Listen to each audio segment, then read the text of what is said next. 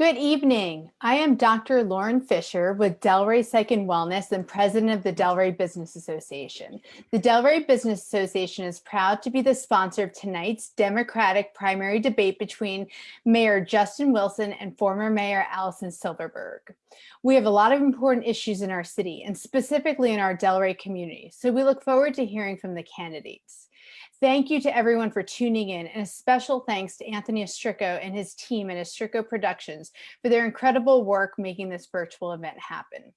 It is my honor now to turn the program over to our moderator, Julie Carey, who is the Northern Virginia Bureau Chief for NBC News 4, and who has covered the Northern Virginia area since joining the station in 1992. She has covered the governor, General Assembly, and every statewide election since 1993, and frequently moderates debates for elections across the region. We're also very proud that she resides here in Alexandria and that she has 2 T.C. Williams graduates. We're so grateful that she's always been generous with her time and expertise, helping numerous nonprofits and organizations and helping to make the city the best it could be. Thank you, Julie, for moderating this debate. It's all yours. Lauren, thank you very much. Good evening, everybody, and welcome to this debate. Some of you have probably heard me tell this story before, but my husband and I came here, as Lauren mentioned, back in 1992 with a plan to stay for 3 years. Well, we are creeping up on our 30th year now. So you can tell how we feel about our neighborhood, about the city of Alexandria. I think it's clear it is our forever home. So it's especially my pleasure to help out with events like this. Let me start by quickly going over the ground rules for tonight. Both candidates have signed off on this plan. Our debate will last 90 minutes. We begin with a 1.5 minute opening statement from each candidate, and then each will have a minute to close. Our questions tonight are focused in part on issues of concern to the Delray community, but I think you'll find most of them are of citywide interest as well. A drawing was determined to decide which candidate would go first. Each candidate will have 1 minute and 30 seconds to respond to each question. That is a generous amount. When a rebuttal is required, they will have an additional 45 seconds, but in the interest of trying to get through as many questions as possible, I'm hoping that they won't need rebuttals on each and every answer. And I certainly would encourage both candidates that they don't need that entire 1.5 minutes. Go ahead and answer the question and we can move on, and again, squeeze in more questions. As moderator, also reserve the right for follow-up questions. Candidates are going to be seeing a 10-second warning when their time is about to expire. We've traded in the cowbell that we used at the debate back in 2018 in favor of the Zoom mute button. Another advantage of being on Zoom tonight, I can do this debate in my slippers and I don't have to beg the audience to hold their applause. So now let me introduce our 2 candidates, Allison Silberberg and Mayor Justin Wilson. And Allison Silberberg has the first opening statement.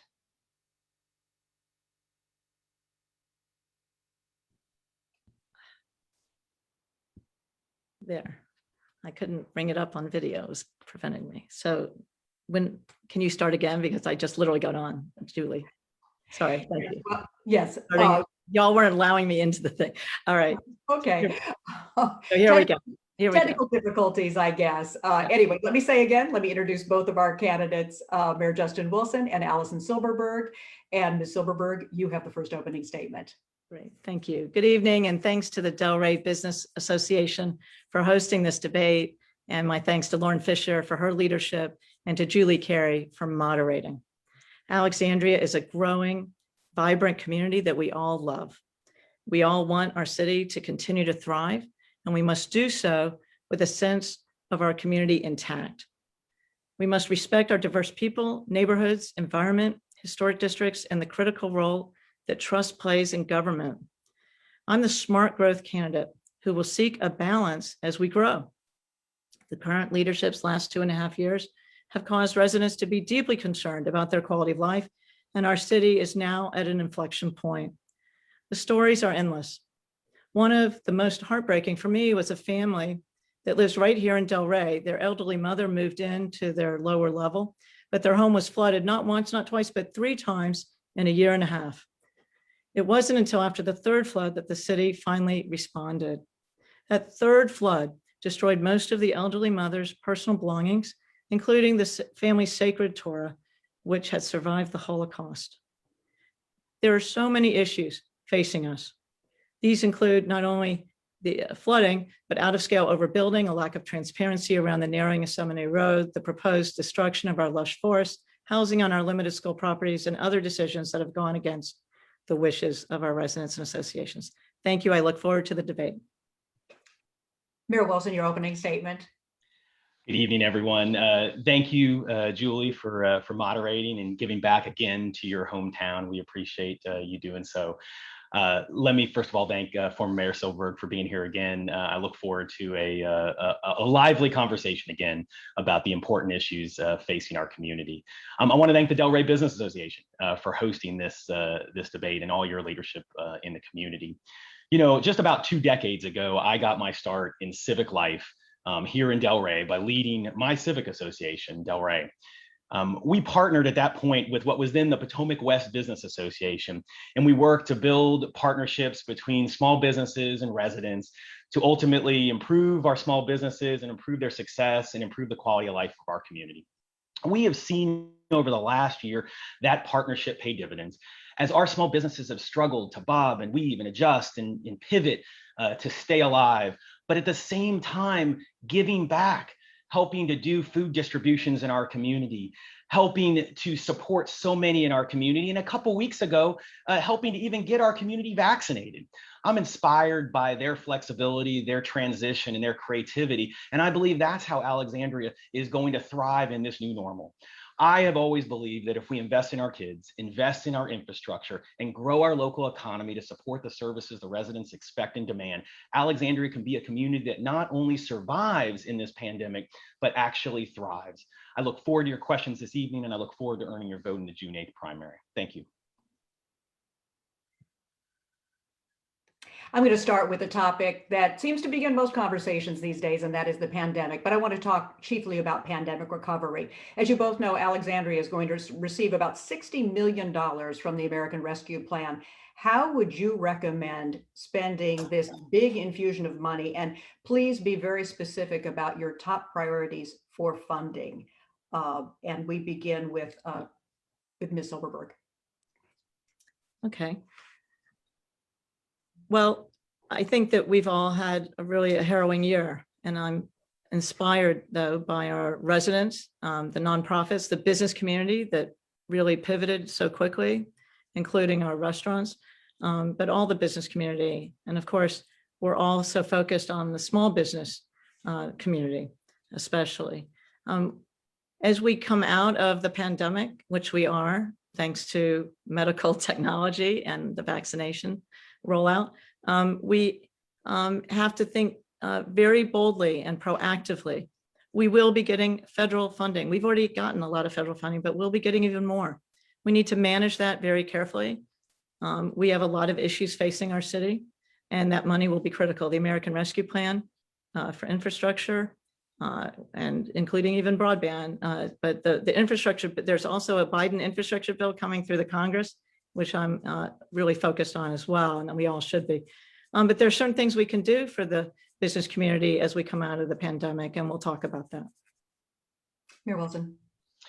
Yeah, so first of all, we were so pleased to actually get the original amount of money we expected. We had an unexpected fight here the last few weeks working with the Treasury Department to make sure that independent cities in Virginia got the full amount we were entitled to.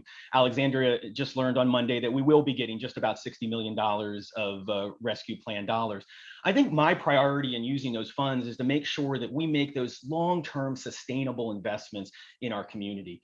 We have some one-time expenses. We need to do another round of small business assistance. We need to fund some of the public health investments that are still required, but we need to prioritize most of that money for sustainable investments. We're still getting through all the rules that the Treasury Department put out, and so we have to determine what's allowed and what's not, and we have a survey out looking for the public's input on how we spend those monies. But my priorities are going to be basic infrastructure, so sewers, our school facilities, some of those infrastructure investments that we can make by the deadline of 2024, which is one of the requirements we have to meet, but ultimately are going to last our community for generations. I think this is a once in a lifetime opportunity for our community. This is a huge infusion of cash, and we might have more coming from the infrastructure bill. But even if this is all we get, this is a humongous amount of money and a great opportunity for this community to make some sustainable investments that are going to benefit this community for generations to come. I hope we will not waste it. I look forward to engaging with the community and coming up with a package of those kind of impactful investments for our community.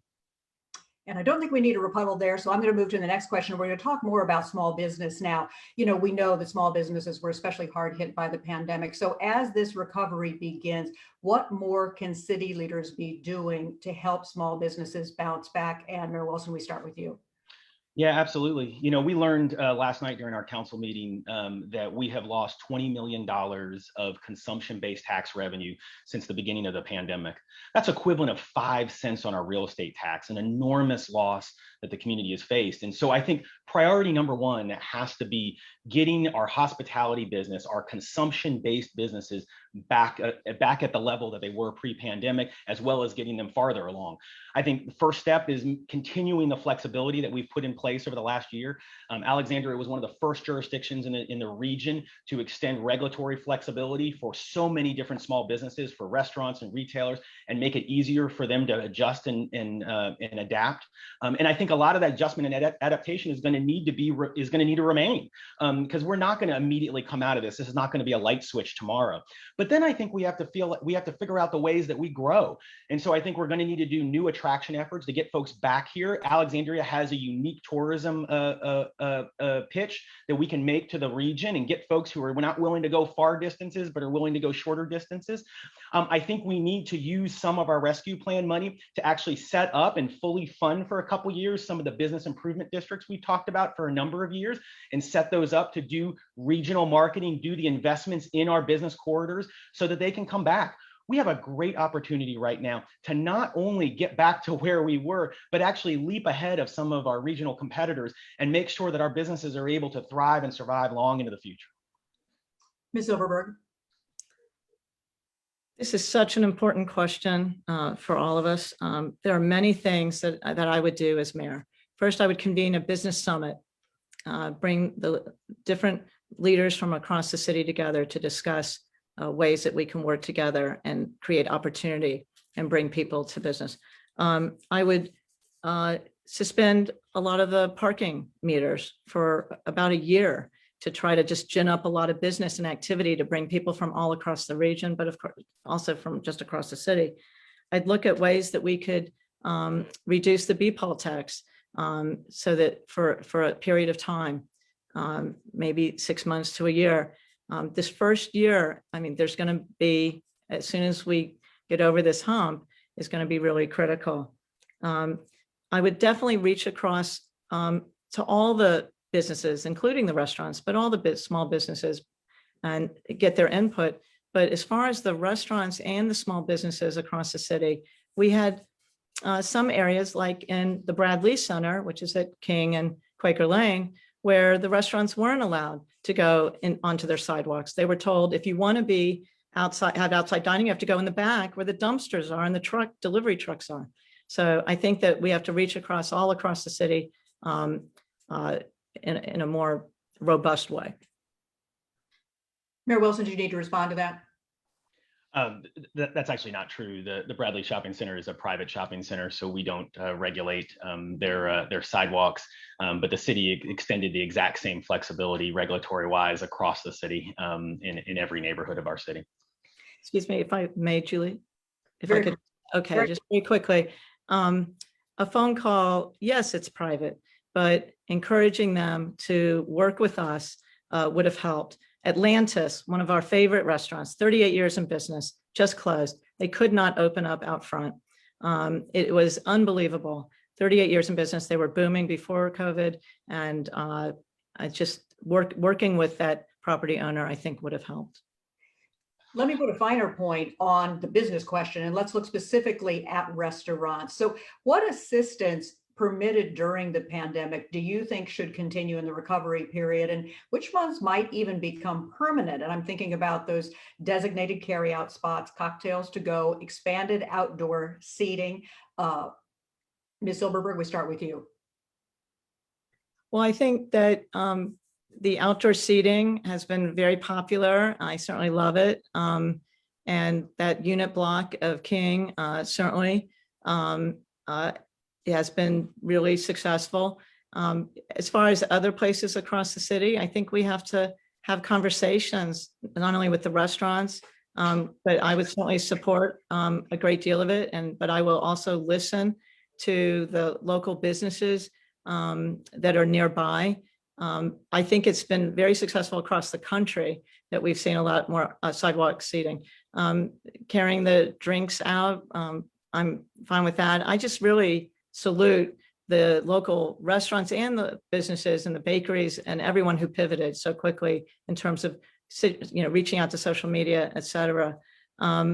There are a couple of other things we can do. Like I mentioned, the parking.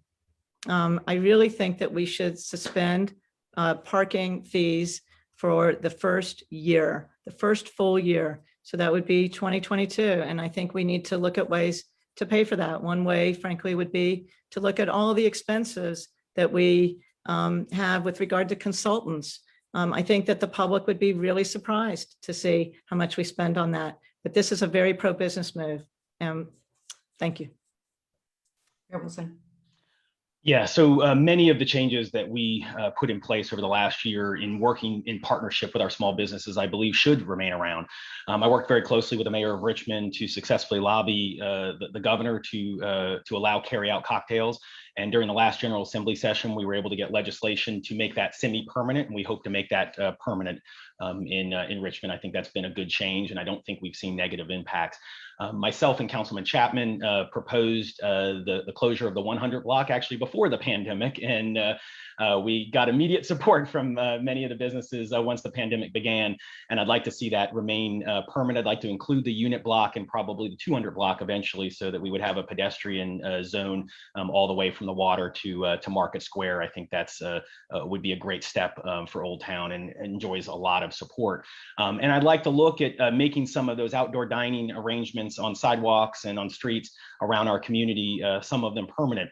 There are some areas where we're going to have to balance and determine, particularly where we have folks who are doing outdoor dining and parking areas, we're going to have to balance and see what ultimately turns out to be permanent. But I think a lot of this innovation we have done over the last year should remain permanent, and there's probably more adaptation necessary. Our businesses are not going to be able to operate exactly the way they were before. And so I think we in government need to work in partnership and make sure that we extend the flexibility necessary. Julie, may I? Ms. Silberberg. Yes, I would just add that this is also a question about equity, and we need to ask all businesses, in addition to restaurants, how they feel about some of these changes. But I certainly think we can have that conversation, but we need to hear from them. And the mayor also mentioned something about bid districts. This came up before, actually, when I was the mayor, that he really pushed for a bid tax on businesses in Old Town. And had we had that bid tax in Old Town, a really anti-business move to begin with, because the city should be paying for those things anyway, those services.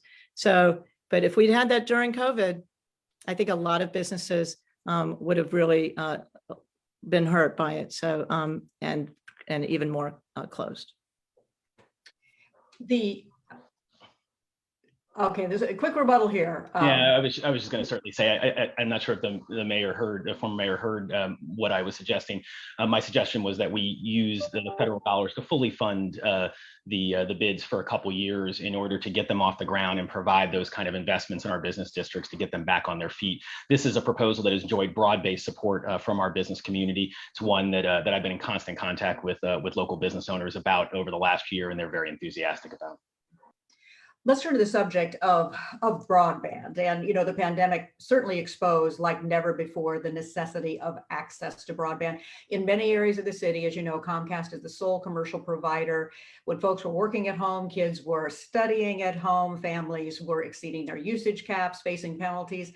Other folks couldn't connect at all. So what needs to happen to increase competition, for one thing, or is finding a way to build out a municipal broadband system the only true equitable solution? And if that's the answer, how and when? And Mayor Wilson, we begin with you. Yeah, well, this has certainly been a struggle in our household, as we've had at the beginning, we had two parents and two kids all trying to virtually learn and virtually work from our broadband here at home. And it's certainly been a challenge for so many of our Alexandria residents. and our small businesses. Several years ago, I laid out a vision for a new broadband plan for the city of Alexandria, and we are now in the process of implementing that. A couple of weeks ago, the city actually issued a contract to a contractor who will now build a municipal fiber network serving our entire community. And we will be going back out to the private industry to solicit bids to lease capacity on that fiber in order to provide broadband services to residents and businesses around our community and finally bring competition to the city. We do have the opportunity under the rescue plan dollars to use some of those funds to help accelerate some of that fiber build, and we'll certainly look to do that. Senator Warner included language in the legislation to actually enable that. But this is a basic infrastructure issue for our community. And it's one that's not just a residential issue. We certainly hear a lot from residents who want competition to Comcast. It's also a small business one. I talk to constant small business owners, or frequently talk to small business owners who struggle because they can't get good broadband, particularly for the small and medium-sized businesses in our community, and it inhibits their business growth. And so I think this is a huge issue for the community and one I'm proud that we're finally making progress on.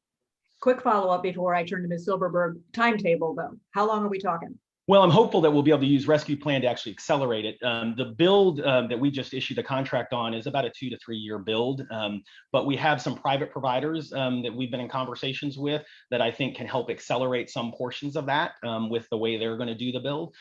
So I think we'll be going back out to market and doing a solicitation very soon, and we'll have a better idea of timing.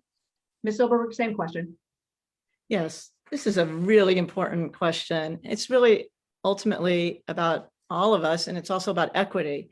Obviously, during COVID, we saw how all of us need to have great access to broadband.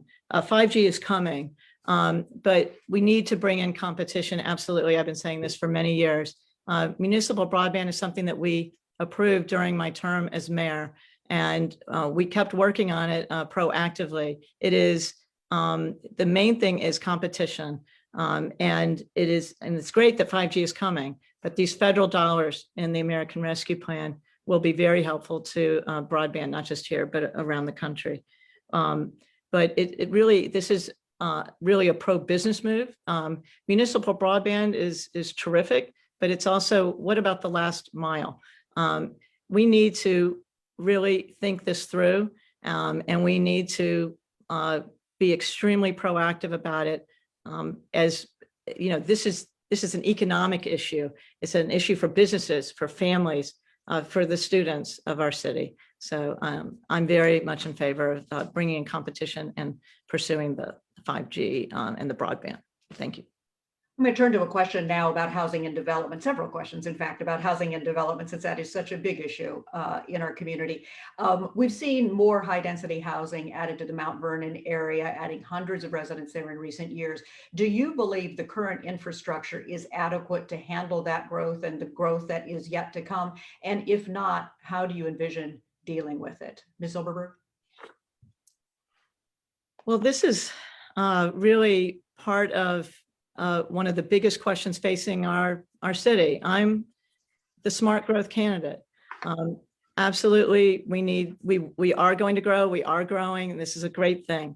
But in order to thrive, we also have to make sure that our infrastructure is ready. We can't just sign off on things and not plan for the future. We also have to plan for the present. And we've seen how the flooding has affected so many places in Delray and Rosemont. Every time it rains, residents are very nervous about what it will mean to their homes. Most people in America, the largest investment is their home. And of course, their belongings that they cannot replace as well. And it's just their peace of mind. So number one priority, we must focus on our infrastructure, invest in it, and fix the flooding. We can't slow walk this. We have to be very proactive. We need to look at the short-term and long-term fixes and get after it. This would be my top priority, absolutely. And of course, school capacity when we build either on Mount Vernon Avenue or anywhere. We also have to look at making sure smart growth is really what a lot of people in the community want. We want to grow and we want to thrive. We also want it to fit in. We have to talk about making sure that that there's really the appropriate look as we build. So in terms of architecture. Time's up. Mayor Wilson.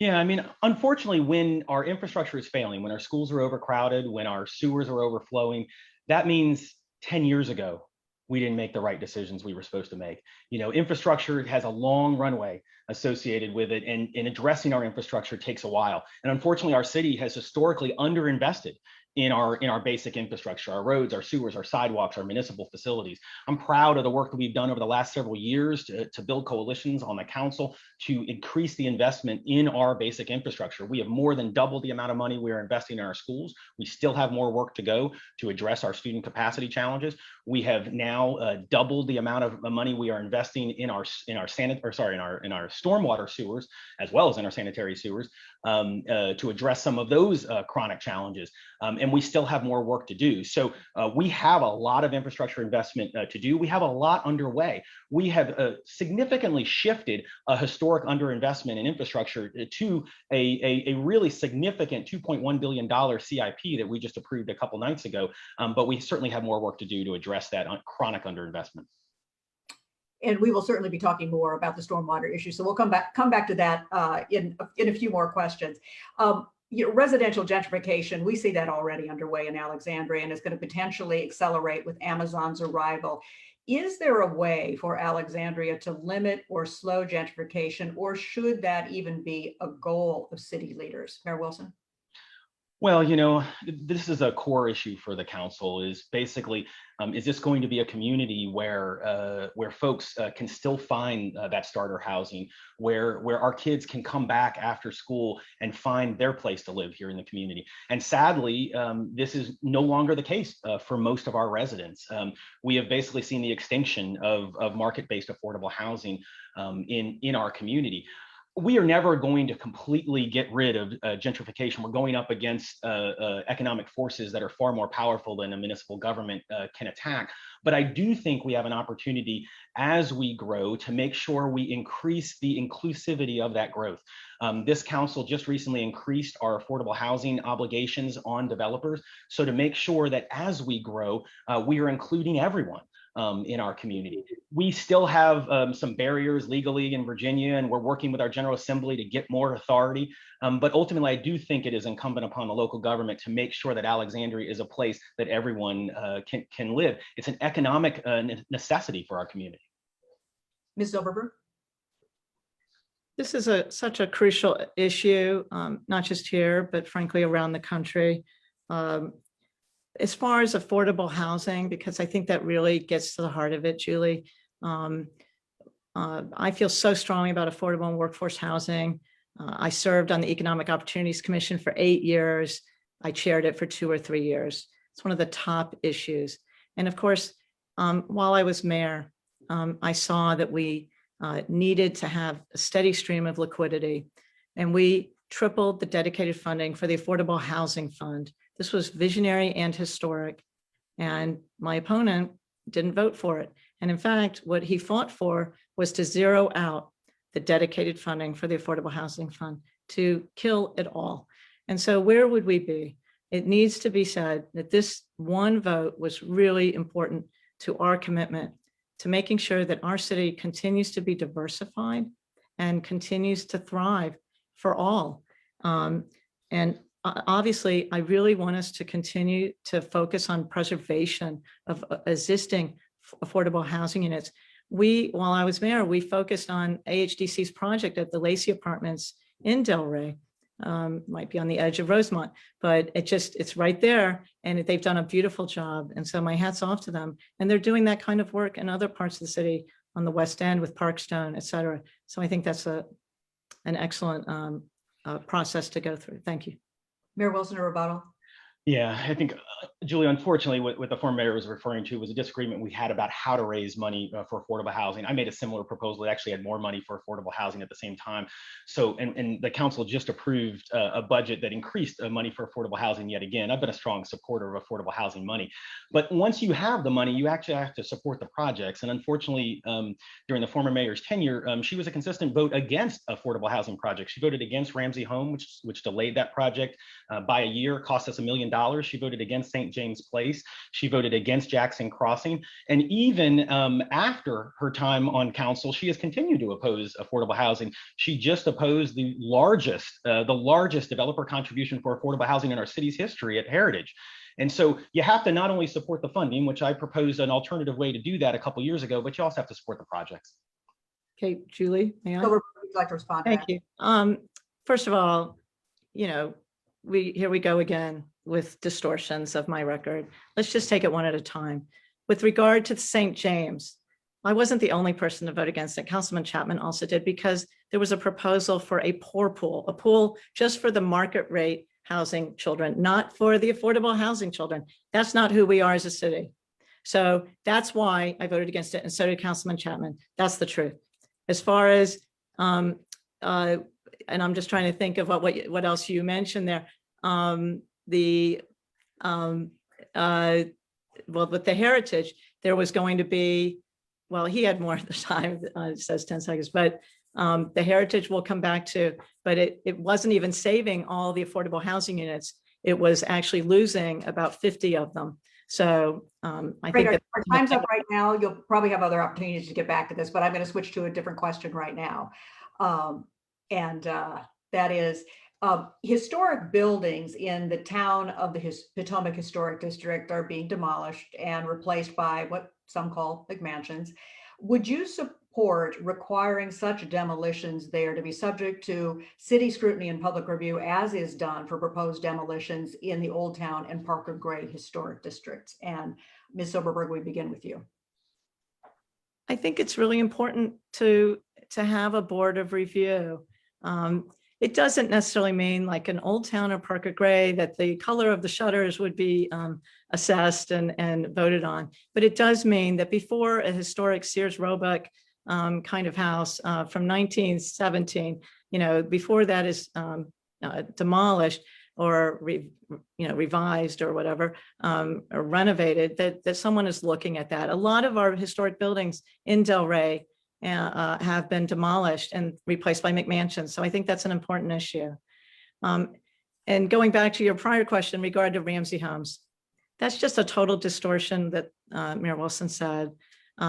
I, in fact, struck the compromise that saved the Ramsey Homes project. I reached out to the neighbors that were ready to sue.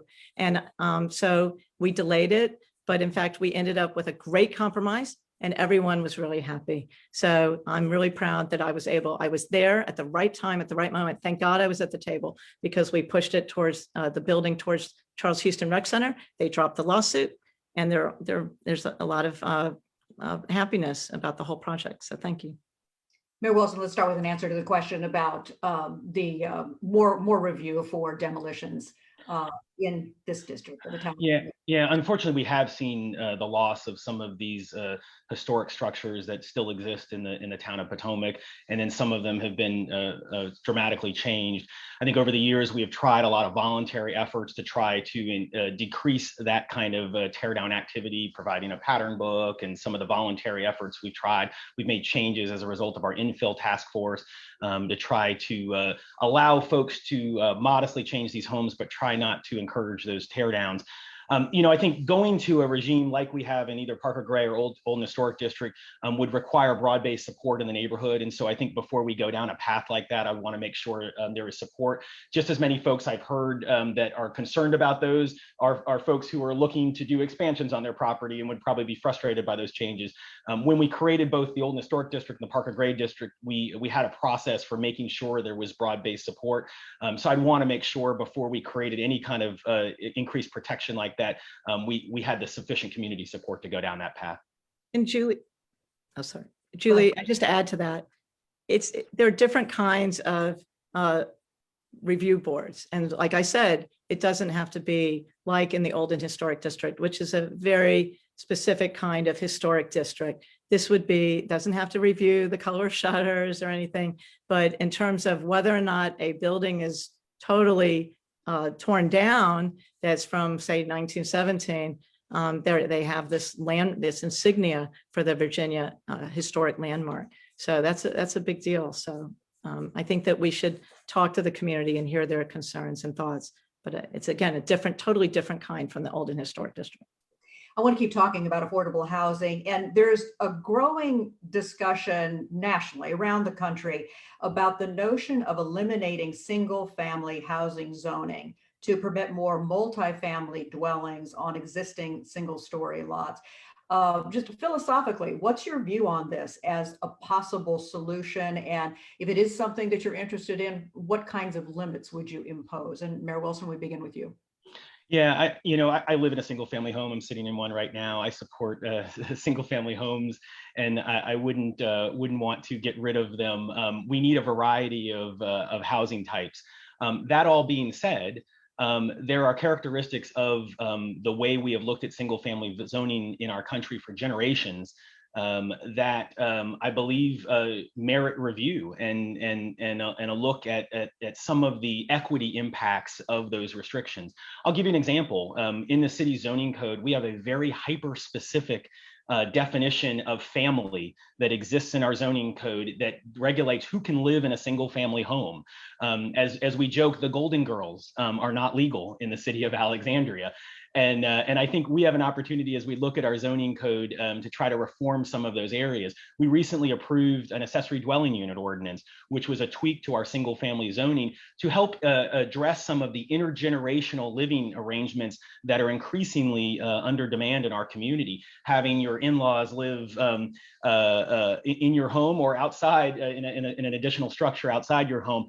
Those are the kind of things we made legal right now. Right now, it is actually illegal to have someone living in your basement. The ADU ordinance allows some of those kind of arrangements, which provide some soft density opportunities to increase the stock of affordable housing in our community, both for family members as well as for other folks as well.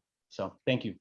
And we'll talk more about ADUs in a minute. You've anticipated my next question, but Ms. Silberberg, just to this question and sort of this broader discussion that's going on about, single family zoning and, some of the equity implications for it. Right. Well, first of all, for those who do buy a home and who own a home, and I benefited from the first-time home buyer rule in Virginia, which I thought was great, but I didn't buy a house, I bought a condo. But single family housing takes up about, I think it's 20% of our whole city.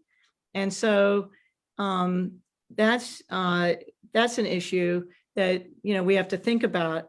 But if buying a home is the biggest investment for most Americans in our country, we have to think about how we talk about this.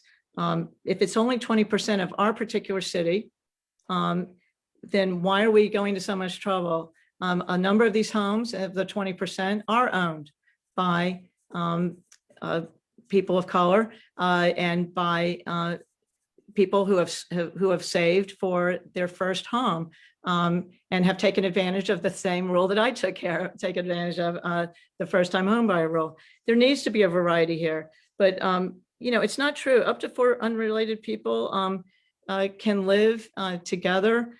Plus kids and dependents in our city. We also have to look at, are we really enforcing this? We know that people, number of families sometimes do live together. So I think it's really important. So I mean, I'd like to take a look at all these things, but the fact is, if it's only 20% of our city, then that's the answer. Let's talk a little bit more about ADUs, accessory dwelling units. They are seen as another means of easing the housing crunch. The policy to govern them has recently been approved by the council. I believe you two have a difference of opinion on this. Ms. Silberberg, let me start with you. What's your view on ADUs and whether they are a good solution for our community? Well, I wouldn't have voted for the ADUs if I had been on the council at the time. We need to look at all the ramifications of this. We already have overstressed infrastructure. We have open space that's been very limited by various other development and density. In other communities, it hasn't been shown to alleviate affordable housing. In fact, a lot of people use it for Airbnb. So it's really just another way to do Airbnb for many people. It's not necessarily reasonable when people build these ADUs. So I think that we have to look at the assumptions that are made about this, that would it help affordable housing, and has it helped in other places? So it's, anyway, that's my answer. Mayor Wilson? Yeah, several months ago, before we took up this issue, I had the opportunity to speak to a family in Northridge who had a disabled son who were struggling to figure out when he aged out of the group home he was in, where he would live. And they were particularly attracted to the idea of constructing an ADU on their property so that their son could have that independent living opportunity, but remain close to them, his parents. And I think that's just one example of the type of opportunities that ADUs open. They're not for everyone. We're not going to see ADUs in every corner. Arlington has had an ADU ordinance on the books for over a decade. They've seen a handful of them built around their county, but it's one of many tools that we put in our housing master plan that the former mayor voted for as well, that we want to avail ourselves of. We did, in adopting the ordinance, ban Airbnbs from those ADUs. And so I think we tried to address that concern. I'm very comfortable with the ordinance we adopted. I think it's going to add housing options, and it's not going to be a significant contributor to any negative impacts in our community. There was a brief consideration of co-locating affordable housing on school properties, which has since been rejected, I believe. But Mayor Wilson, what about the fact that that was contemplated? And do you think there are any other compatible public buildings that could go on school properties? Well, yes, absolutely. I think we definitely want to explore opportunities to co-locate complementary uses, municipal uses on our school sites as well as on our city sites. I think that's an efficient use of space. It's maximizes the taxpayer investment. So when it comes to school sites, looking at how we can co-locate mental health services, healthcare services, dental services, recreation services. We're having a conversation right now about whether we could try to accommodate a pool in the Mini Howard build, which I think would obviously be a community amenity, but also help address some school needs as well. So yeah, I do want to explore all kinds of opportunities for those municipal co-location. I think that's a good use of taxpayer dollars. We're doing the same thing on the city side. We just recently purchased the IDA building for DCHS consolidation, and I've been pushing very hard to try to incorporate some early childhood space in that building because I think we have an opportunity there to expand our early childhood capacity. So yes, I am a strong supporter of that concept. Ms. Silberberg? First of all, that IDA building that we bought and it's becoming DCHS was a decision we made while I was mayor, and I'm very proud of that. As far as housing on school properties, our school properties are extremely limited. We need the land for our students, for their educational needs and their recreational needs. We're already busting out at the seams. This is a school capacity issue. So I can't imagine that we would put a housing unit with 60 units, which was the drawing that ACPS had on its website, talk about densification of land. This is not smart growth. This is not wise leadership. This has really been very upsetting to a lot of families in the George Mason Elementary School area and across the city as people talk about it. We should not be putting housing on our limited school properties. It is meant for our children to be educated and for them to have recreational needs satisfied. A teen wellness center, absolutely, that's part of our kids' education and wellness, absolutely. But that's not really what's been talked about. And really, frankly, my opponent has talked about putting housing on our limited school properties. And so he's just sort of not being consistent right now. And that's not really right. So thanks. Mayor Wilson, a very quick response. You have ruled that out, correct? Yeah, so what I've said is I don't believe housing is the opportunity for co-location at our school sites. I don't think it's an ideal school co-location. I do think I would never close the door on the concept. I think at Potomac Yard we might have an opportunity. The way we've approved a larger school site at Potomac Yard, we are satisfying the housing on part of the property, and we're satisfying a school on the other part of the property. So that's technically a co-location. So I wouldn't say that we would never do it, but generally speaking, I think we need all the instructional space we can have.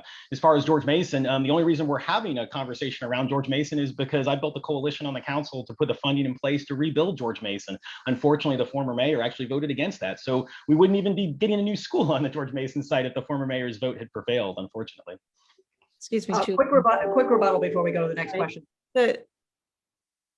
My opponent is quoted as saying in March of 2020 that housing is certainly the type of thing we want to look at co-location. He's also said in 2019 at a packed, these are in packed meetings and a joint meeting, city schools meeting, talking about the high school proposal. If there was ever an opportunity to actually do public partnerships, it's in these facility projects.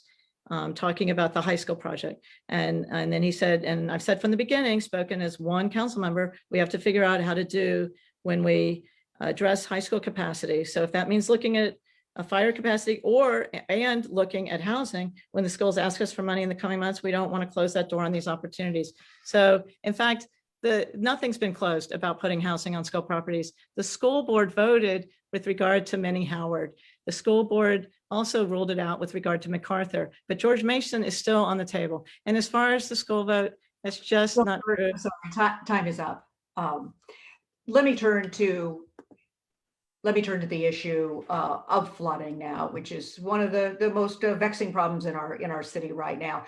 So the city is proposing to spend several $100 million over the next 10 years to address stormwater problems, but about 35% of that money, I believe, is designated to fund construction projects specifically to fix the flooding problem areas.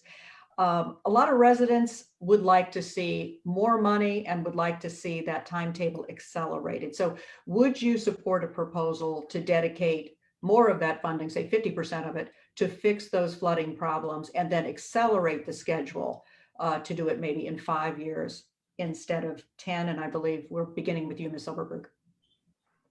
This is one of the most shocking problems of our city. We have to be very proactive. We cannot slow walk this. Absolutely, we need to increase that, make that timetable as short as possible. We need to earmark as much as we can for this project. Think about our businesses. Who's going to open a business there if they're worried about flooding or buying a home? We need to think about that. It's also a public health issue. And it's not just stormwater. Let's just be frank. It's also sewage. It's sewage and stormwater flooding issues. And it's dangerous. It's extremely dangerous and it's also a detriment to the quality of life. Talk about the stress. One family told me recently in Delray that whenever they're going out of town, even for a weekend, they're looking at the weather map to see if there's rain expected. They delayed their Christmas vacation by a day or two because of rain. They felt that they had to be home in order to help secure things. They were very worried. They said that their stress level is out the roof. And as far as the funding, I just mentioned, of course, sorry, Joe, is that the federal funding, absolutely, we need to make sure that those funds are managed really well and put to use with regard to the sewage and stormwater issues from the American Rescue Plan and hopefully the Biden infrastructure bill that's coming. Mayor Wilson? Yeah, so I mean, this is I have stood in basements of residents and listened to them cry as they've seen their #1 investment destroyed by these floods. And this is one of those issues where for decades we have underinvested in this basic infrastructure in our community.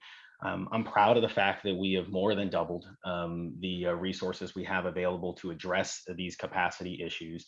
well over half of the money that we have put is going to go to these basic capacity issues. We prioritized 11 large projects that we will undertake, and then scores of smaller spot projects that are capacity projects that will address some of these flooding issues.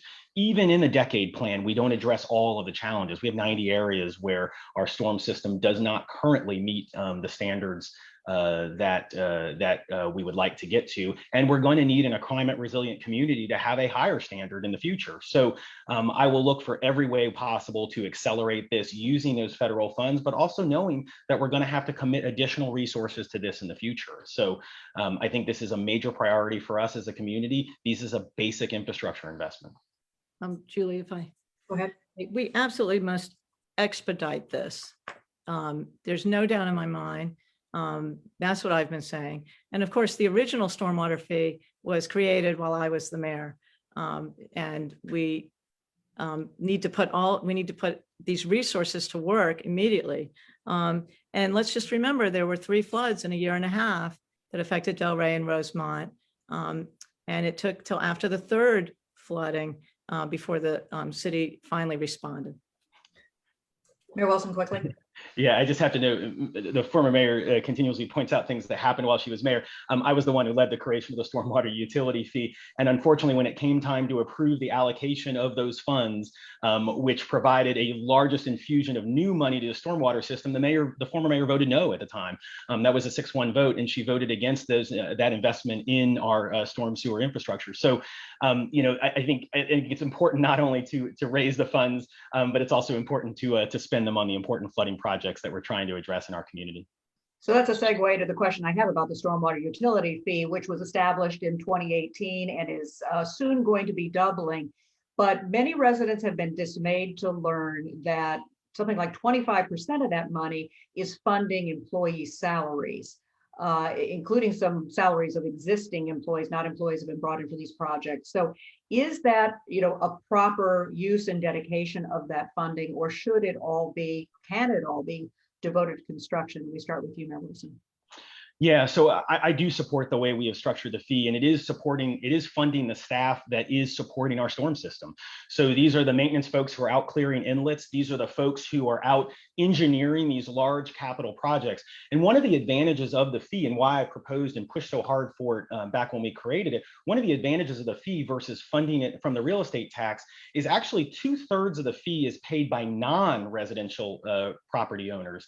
And our real estate tax, 2/3 of it is paid by residential property owners. And so the advantage of raising or funding these expenses by the fee versus the real estate tax is we're actually easing the burden on our residential property owners, and in making sure that all of our commercial properties, as well as our non-taxable properties, which have a big impact on our stormwater system, they're actually paying their fair way. And so I am a supporter of the fee, and I do believe that we should, in order to ease the burden on our residential taxpayers, make sure that all of the related expenses associated with supporting our storm system are funded by that fee.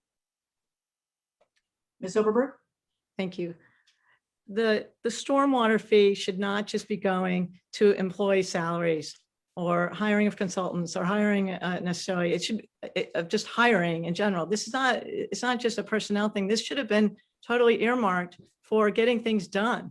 And clearly it wasn't. It's also the fee that we passed while I was the mayor in 2018, as you mentioned, Julie, was really for water quality and not for flooding. But it needs to go towards fixing, it shouldn't be invaded by other needs at City Hall. And so to me, that goes to transparency. And it really is important that the people understand that this money is really going to the issues that are affecting their daily lives. And of course, first and foremost, I listen to our residents. I'm an active listener. And one resident explained to me that he and his cousin were in the basement of their home in Delray when the water was rushing by, and there was the door to the rushing water, and they could hear it. And then one of them, the brother, was standing right in front of the door and then stepped aside and really just by chance stepped aside, and the door burst open with all the water, and if the door went flying through, so it came off the hinges. So really dangerous. We need to be very proactive about this. and not be spending it on salaries or hiring consultants out the wazoo, something that I've talked about for years. Mayor Wilson, do you have a rebuttal?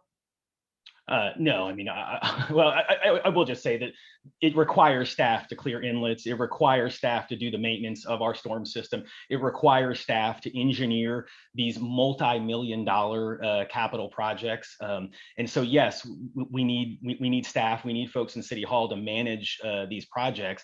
And we should try to fund that staff in the way that has the least burden on our residential taxpayers. And of course, and Julie, if I may, just as a quick thing, that of course we need staff, but apparently, as you noted in the outset of your question, that they were hiring or they were adding to paying for people's salaries out of this and other things. Look, the fact is, I would, as mayor, I would require that staff come forward on a quarterly basis and describe specifically what the core maintenance that's going on, what they're doing, and where we stand on the various, the status of various projects. As both of you know, a very unusual business is opening soon on Colvin Street, a chicken slaughterhouse that was granted a special use permit in March of 2019. Residents are concerned that it might have some serious environmental impacts. What do you think the city needs to do to make sure that it lives up to its promises? And how will you evaluate whether the SUP should be rescinded? And I believe we start with you, Ms. Silberberg. Thanks. Well, first of all, I don't think that a slaughterhouse of any kind belongs within our city limits. I think that a slaughterhouse is very problematic on many fronts. And it doesn't matter what kind of slaughterhouse, whether it's the kind that was approved or a kosher one or just a slaughterhouse. I don't know, just a slaughterhouse. It doesn't belong here. There is no other slaughterhouse in Northern Virginia inside the Beltway. This is unbelievable. There are all these businesses that have poured their life's work into their business, to create a business, to run a business. We need to look at the zoning, frankly, for Colvin Street. It has evolved over time. We have all these restaurants over there, Rockland's Barbecue and a pizza place and another restaurant. And so now we're going to smell Rockland's Barbecue or whatever these restaurants are, and the slaughterhouse. And of course, look at the approval process. Actually, there should be another consideration by the council. The owner of the company has a laundry list of violations in their locations in New Jersey and New York. They're not doing just 200 chicken every other day. They're looking at over 500. That's 91,000 chickens a year. That's a lot of environmental impact. What about the impact on all those biotoxins that are going to impact our environment and the sewer system and the air? So I think it's an incredibly high volume. City code defines this as an offensive use. Time is up. Mayor Wilson, to the question of how you're going to evaluate whether they live up to their promises. Yeah, so this is a halal live chicken butchery that was approved across the street from the city's hazardous waste collection point and next to an auto body shop. It's industrial zone property. And this proposal was a basic use permit that was unanimously approved by the Planning Commission and then came to the council. The Planning Commission and our staff applied a number of conditions to mitigate smells, sounds, and ensure that they all stay inside the building. The City Council, in approving this, actually imposed some additional conditions addressing waste and deliveries and things like that.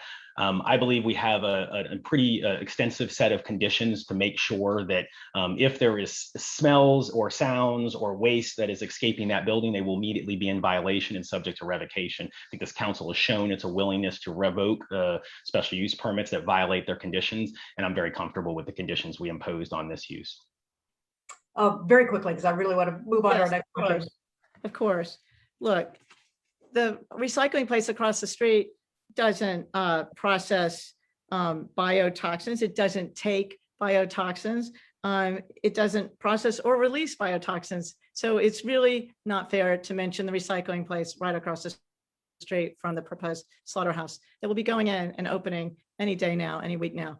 There are established restaurants, and aren't we supposed to be supportive of our small business community? I mean, how is this supportive of the small business community, the people who started these restaurants and some of the other businesses in that vicinity. Yes, there's a car automotive place, but there are lots of other businesses there. There are a lot of campaign signs around town right now, but there are probably just as many Save Chinkopin Park signs. Environmental groups, civic associations have come together to criticize and question a plan that has now been put on hold, but it's a plan to embark on a stream restoration project for Taylor and Strawberry Runs that many people fear will claim too many trees and vegetation and ruin the natural beauty. Their opponents also question the data on pollution. So I have a twofold question for both of you. Now that it has been put on hold, what should the path forward be? And what can be done in the future to prevent this kind of disconnect with residents? Mayor Wilson? Well, I'm a strong supporter of protecting our natural spaces and improving our stewardship of them. And I think at Taylor Run, this is a perfect object lesson of where we have neglected our natural spaces for generations. In Taylor Run, we used to, as a city, dump concrete, construction materials in Taylor Run, and you can find that still today. It was a trash heap for the city for decades. I've been endorsed by the Sierra Club because of my commitment to our natural spaces. And I think as it relates to Taylor Run, I think we have an opportunity to step back, as we have done as a city. We're going to conduct some of the pollutant measurements on all three sites that we have selected for stream restoration and determine what the best way to move forward to address our Environmental Protection Agency Chesapeake Bay goals. So this is one area where the former mayor and I were in complete agreement. In 2018, we both voted to submit a grant to the Commonwealth of Virginia to do a natural channel design stream restoration at both Taylor Run and Strawberry Run, and that grant was successfully awarded a lot of money from the state. But we're going to step back. We're going to make sure the science is right here, make continued changes to the project to get it right, and ultimately meet our pollutant reduction goals, which is what we're trying to do, address a sanitary sewer line right now that is threatening the Taylor Run and could ultimately leak raw sewage into that precious waterway any day now. And so we have to make changes. We cannot leave that alone. And so we have to figure out the right path forward at Taylor Run, and we'll apply science and make sure we do it right. Ms. Silberberg. This is a really key issue. I'm for saving our limited forests, and we don't have that many forests left. And I'm totally in favor of saving our forests at Taylor Run, Strawberry Run, and Lucky Run. I wrote a column about this issue back in September of last year in the Alexandria Times. My opponent mentions about testing. Well, now you're in favor of testing. That's really interesting to say that, because the analysis that the city staff based all their all their conclusions on was based upon farmland up in Lancaster, Pennsylvania, where there's a lot of runoff from agricultural use. Someone has tested the soil at Taylor Run already and paid for it out of their pocket, sent it to a reputable lab, and it came back with negligible amounts of phosphorus. So we have to think about the data. I stand with the environmentalists and the scientists. We knew this back last summer about the fact that they hadn't tested the soil. They're just now, because of pressure from residents and environmentalists, that they're now going to test. But we know what the results have been in Taylor Run and Strawberry Run. The fact is, when we voted in 2018, and my opponent knows this, it was in the fall of 2018. Of course, we voted to support the Chesapeake Bay watershed, but in fact, that didn't have any granularity, had no granularity whatsoever to the proposal. They only came back a year and a half later to discuss what the plan was, and I wouldn't have supported it. Mayor Wilson, do you need a rebuttal? Well, first of all, I think the city was following the direction that we received from the Virginia Department of Environmental Quality and the Environmental Protection Agency that said to do the sampling that former Mayor Silberberg is referring to. So while I appreciate that there are other ways to measure that, we were following the direction of the two environmental regulators that we report to. Again, I think we have heard input saying that we should do this measurement. And I think we agree. I think the council ultimately, and I pushed to actually have the measurements done on all three of the stream restoration restoration efforts. But I do want to make a point here that in 2018, we were presented with a proposal to do natural channel stream restoration at Taylor Run and Strawberry Run, and that was unanimously approved by the council. So I appreciate that the former mayor has decided to change her mind on this issue at this point, but that was the vote in 2018, a unanimous council. Julie, So we're going to. I need sorry, really. let me just say, because he's had rebuttal time to things, that's just really totally untrue. A total distortion, making up of the facts. There was no channel design mentioned during the council meeting. I actually went back to listen to it because I didn't recall it ever being mentioned. A lot of communities are not doing natural channel design now. I never would have supported that. It's not even in the staff memo, the staff report. So, but also let's just be clear with the public. It's not really on hold. It's merely on hold until after June 8th and the election. That is what is going on here. And that's not transparent. It's not fair. And let's just be straightforward with the people of our city.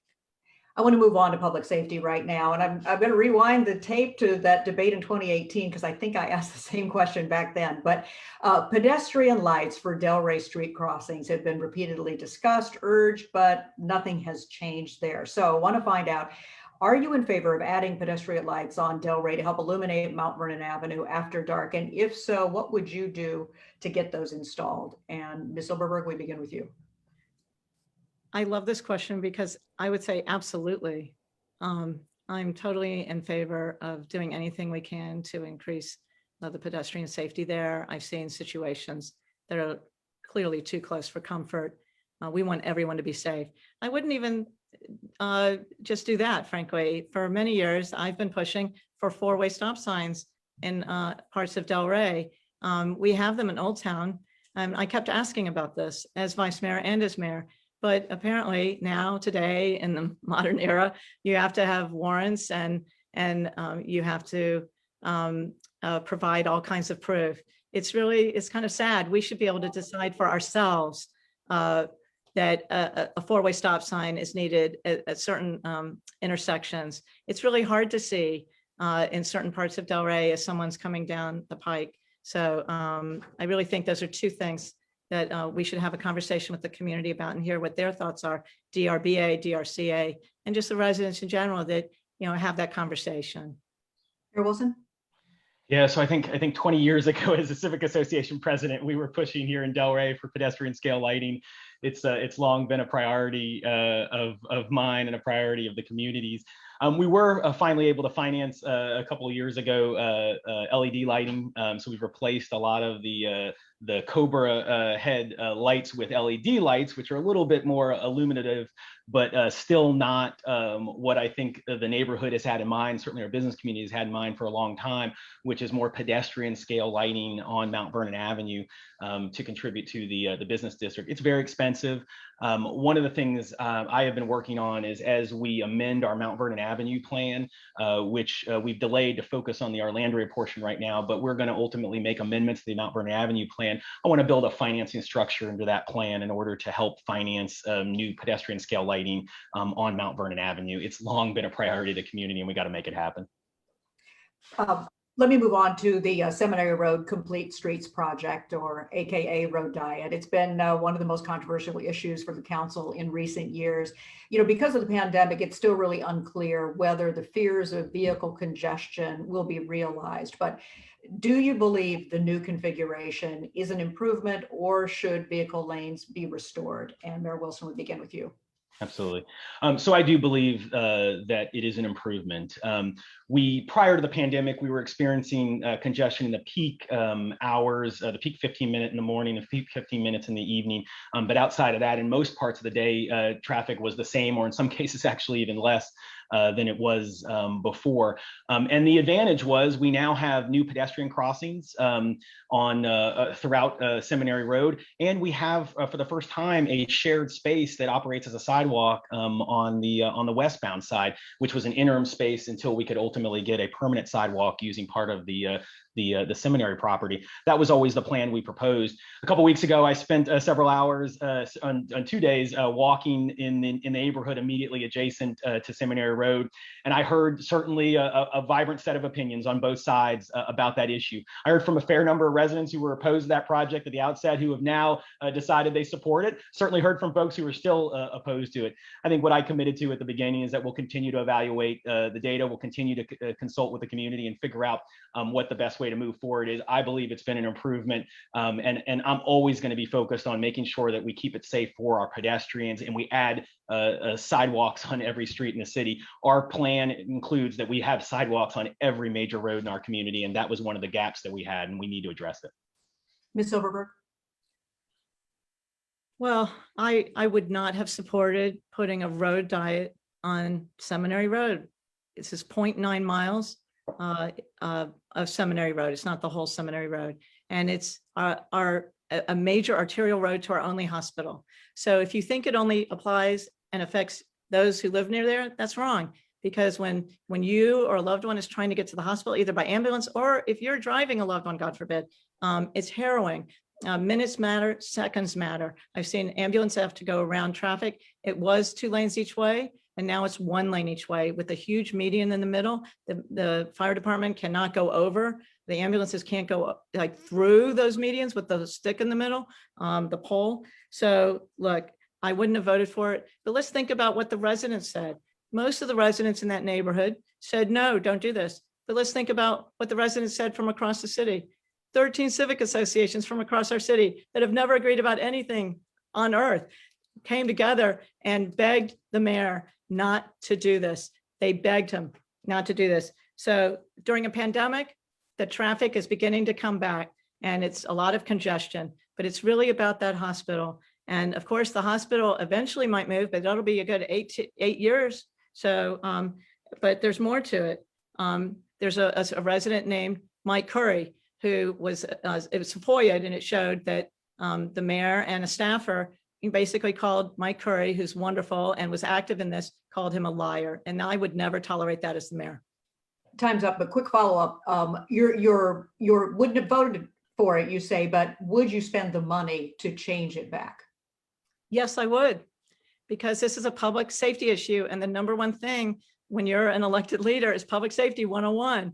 And this is a public safety issue for wherever you live in the city, at least from that side of the city going towards the water.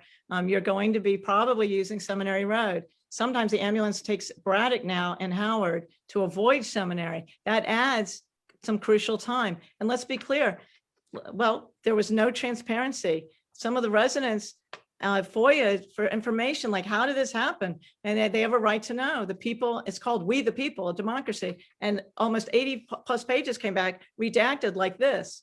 Think about it, 80 pages that were blackened. Some of them were totally blackened.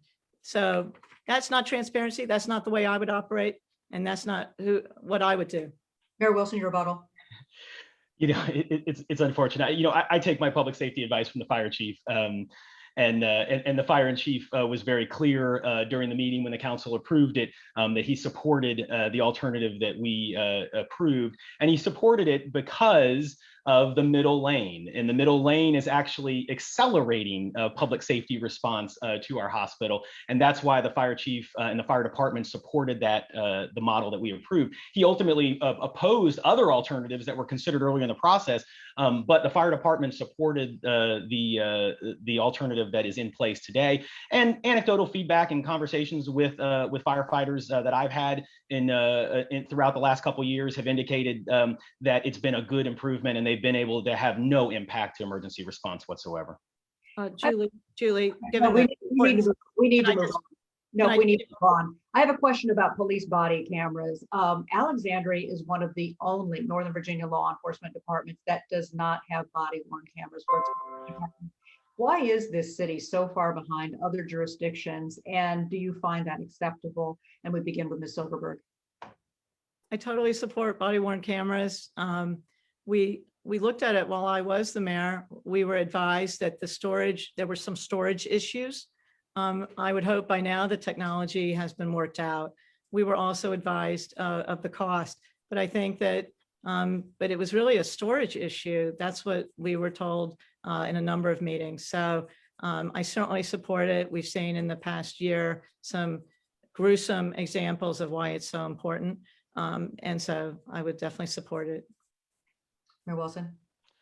Yeah, I'm a strong supporter of body worn cameras. I worked to originally put the placeholder in our CIP several years ago to lay out a goal of when we need to get those in place. It is extremely expensive. It's actually not the cameras itself that's expensive. It's the staffing that is associated with managing them. And I think that's been a very challenging nut for us to swallow.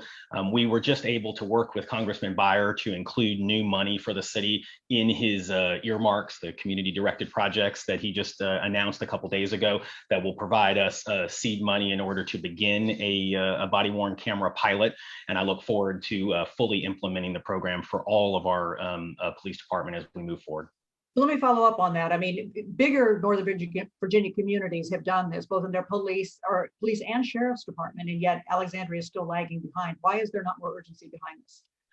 I think it's been the financial barrier for sure. It's a very, very expensive multi-million-dollar project. And I think, you know, it is an important transparency measure, but I think as we've approached decision-making in criminal justice, we have an extremely good professional police department. We have focused on investing in other areas in criminal justice right now. But I think again, I'm a strong supporter. It's an important initiative. And again, we were able to get the funds from Congressman Byer, and I'm hopeful to bring local funds to play in future budgets to make sure we get it done. Let's turn to our school system and what they've been going through. As we know, good news, ACPS is going to be able to return to in-person instruction 5 days a week in the fall, but the school district is still planning to offer a virtual option.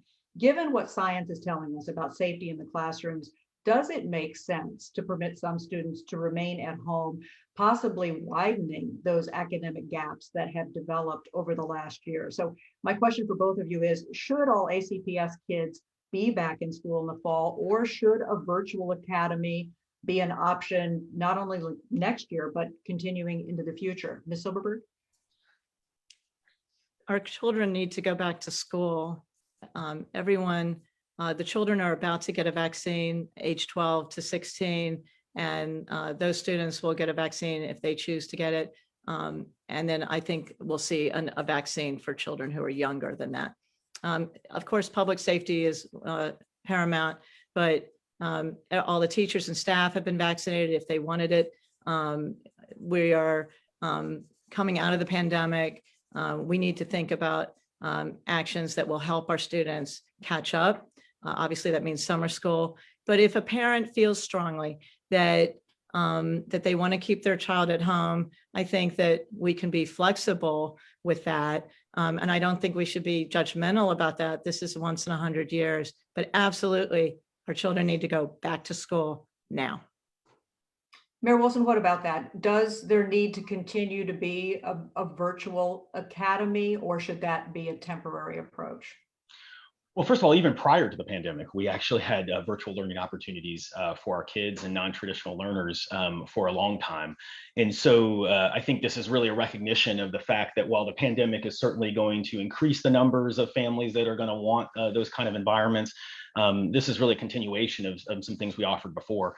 You know, I have 2 kids in the schools, and so this has been real for us as a family for the last year, having both kids learning virtual for a long period of time, and now having one back in hybrid and one still learning virtual, because that made more sense for both kids. But in the fall, I've been working very hard in partnership with our schools to get them all the resources they need, money, staffing, facilities, whatever they need, and basically saying on the city side to free up whatever city facilities we have to support their return to in-person learning. I think the big unknown is whether we're still going to have CDC guidelines in place in the fall.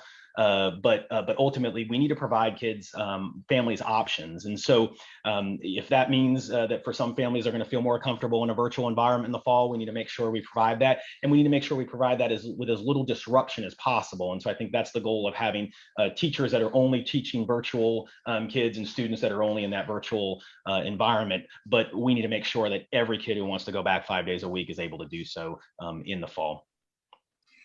Quick question about, as we start to wind down here, about governance. When do you think that council should start meeting in person again? But even when they do start meeting in person, moving forward, should video testimony from citizens become a permanent part of the public hearing process? And we begin with you, Mayor Wilson. I laugh because we just had a very long conversation about this on Tuesday night. I've actually been alone on the council in pushing us to be back in person for quite a while, and my colleagues have been a little resistant for a while. It does appear that the governor is going to be rescinding the order that actually allows us to meet virtually. And if that happens, we don't have a choice. So we will be back in person in July. What we discussed on Tuesday night is actually returning at our July public hearing, which is right after July 4th. And I think that'll probably be the time we'll return either in part in person or all. But as far as public testimony, this is actually something I am very excited about. We have seen folks testifying from the sidelines of soccer games while they're watching their kids' games. We have seen people in the passenger seat of a car driving somewhere and still testifying. One of the innovations that the pandemic has forced us to do, and I think it's been a good thing, is actually make it so much easier for folks to testify and provide input to city council. And so, yes, I actually want to keep that around. I think we should allow permanently folks to be able to provide a virtual public testimony to our meetings. It's made it so much more accessible for the public and made our government so much more accessible to our residents. Ms. Silberberg? Right. Well, we need to go back to the in-person in the summer, just as Mr. Wilson just mentioned. And of course, when people, if they want to call it in on video through the virtual means, I'm totally fine with that. And I think that enables people, if they're at home with a loved one who's not well, et cetera. But what I would also want to do, besides restoring what we just discussed, I'd want to restore public speaking time that has been limited. There used to be something called open mic, and now it's limited to the first 15 speakers who sign up in time. And if they know when to sign up, and it's like a game almost now at City Hall in the city. So if you know how to game the system, you can be one of those first 15 people. And then if you're not one of the first 15, then you have to wait till the end. We had open mic for some 40 years. Basically, it enables anyone on once a month, just once a month on a Saturday morning. The public hearing would start at 9:30 a.m. And then the first number of speakers would come. Sometimes only a few people came, but sometimes more people came. One time, a bunch of parents came representing the schools and their concerns. And so it took a while, but it was important. Why would we limit that? So we shouldn't be limiting that. It's a core value of our democracy. Another question that comes up from time to time in Alexandria: do you support the current at-large election system in Alexandria? Do you think it serves our city well, or and I know it's an enormous, cumbersome process to make a change, but do you support the current system or changing to a different system? And we start with you, Ms. Silberberg.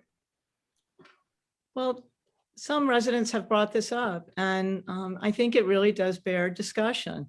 I'd like to hear from people across the city. We clearly had that long ago. The at-large rule came from really an era related to Jim Crow era, which is really sad and racist. And now where we have now, we don't necessarily have such a, it's not as black and white as that. But I do think that we want to make sure that all areas of our city are represented well. Maybe that means a hybrid approach where we have some people who are at large and some people are by wards, if you will. If it's by ward or at large, but maybe that could be a hybrid approach. But really, at the end of the day, this is an equity issue. Mayor Wilson? I can make arguments for why wards are good. I can make arguments for why wards are bad. I can make arguments for at-large good and bad. I think this is one of those core government structure issues that probably behooves a lot more study. I'm not categorically opposed to having wards or districts or some kind of hybrid approach for our city council. I think there's a bunch of election reform ideas that have been out there. People have been pushing whether we should stagger the council and the school board, shrink the school board, change other ways of approaching how we do elections. I think my approach would be probably in the new year and the new council putting together another task force, as we've done in the past, to look community group to look at all these issues, look at the pros and cons. There's been some court cases around the state as it relates to at-large councils and what legality they have. And I think we're going to need to have some conversations of that. The state just passed a new Voting Rights Act, which actually includes language related to at-large councils as well. So I think it is probably time to have a conversation about, again, how we structure our council. And I'd certainly want to get the kind of community input that's required for a change that weighty. I think we have time to squeeze in one more question before we go to closing statements. You know, both of you have served as mayor and on the council.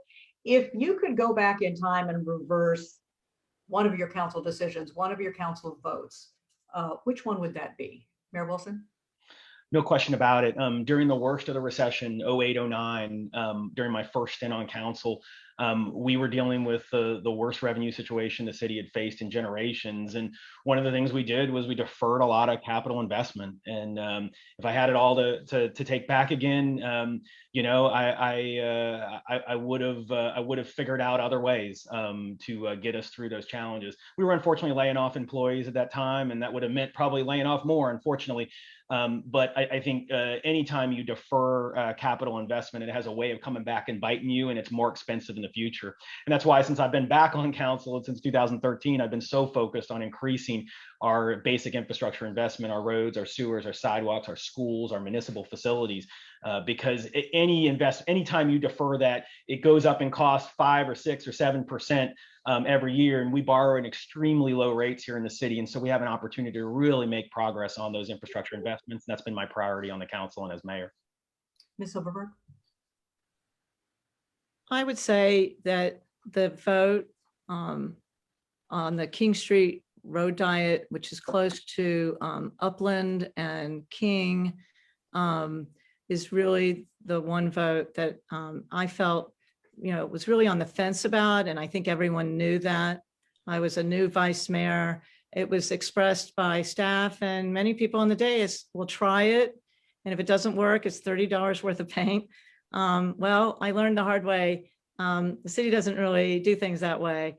I'm really concerned that that particular stretch of road, you know, they're parking for those residents. They don't have anywhere else to park. They'd have to park up the road on the side streets. It really had a huge impact. So there's a lot of cut through traffic that affects that roadway as well. So I just think that we should have, I definitely would have voted differently on that. I don't think I have time for another question, but I'm going to give you a bonus 30 seconds on your closing statement. So a minute 30 for your closing statements. And Mayor Wilson, you go first. Well, first of all, thank you, Julie, for being here and hosting and keeping us in line. We appreciate it. And thanks to the Delray Business Association for organizing this. And thank you to former Mayor Silberberg for the civil discussion this evening about these very, very important issues. You know, this is a very critical time in our city's history, and one where I think we have to have the kind of leadership that can make sure our city not only survives what we have just been through, but thrives. And, you know, I have had the benefit of and the honor of working with our residents, working with our businesses during the most difficult time in their lives in the last year. Residents who were for the very first time accessing our food assistance supports to try to remain and feed their families. Residents who were accessing our eviction prevention programs. We put out well over $10 million of eviction relief to try to prevent evictions and keep folks housed. And I'm inspired by the resilience of our community. But I know that as we move forward, we need to not only invest in our kids and address the challenges they have faced. They have borne so much of the burden of the last year, but we need to invest in our basic infrastructure, and we need to make sure that we grow our economy. I think if we do all that, Alexandria can be a community that can thrive in the aftermath. I ask for your vote on June 8th. I thank you for listening tonight, and I look forward to seeing you out on the campaign trail. Thank you very much. Ms. Silberberg. Thank you. Thanks to the DRBA, the Delray Business Association. Thanks again to Lauren Fisher for her leadership and the board, and as well as Julie Carey for moderating again. Such a great job. So also thanks to Mr. Wilson, Mayor Wilson, appreciate it. So we have big opportunities ahead as a city, really as a country. There's no doubt that we will grow as a city. I'm the candidate for smart growth, and I'm the one who will seek a balance with regard to how we grow. A healthy Alexandria is an Alexandria that has a strong, diverse small business community, a robust tourism industry, and a thriving economy. If you want a mayor who has a track record of getting a great deal accomplished, who's an active listener, and who cares about your concerns, who understands the need for smart growth, as well as protection for historic preservation, who's committed to transparency, and who respects our civic associations and our residents, then I'm the mayor you can trust. We must do better as a city with respect to different points of view. And we must value the wisdom and voices of our residents. As your mayor, I will build upon my accomplishments and serve as a mayor who will listen, take action, and restore the public trust. And also, as some of our Muslim community members are breaking fast in the next few minutes on the last day of Ramadan, I wanted to wish them Eid Mubarak for tomorrow. Thank you, and I ask for your vote. Well, I want to thank both of our candidates for joining us tonight, and thanks to the Delray Business Association that has worked so hard to organize this debate. It's going to be recorded, and it will be on the Facebook page of the Delray Business Association, so you can share that with others or urge them to watch it. It has been my great pleasure to be a part of this evening. Good night to everyone.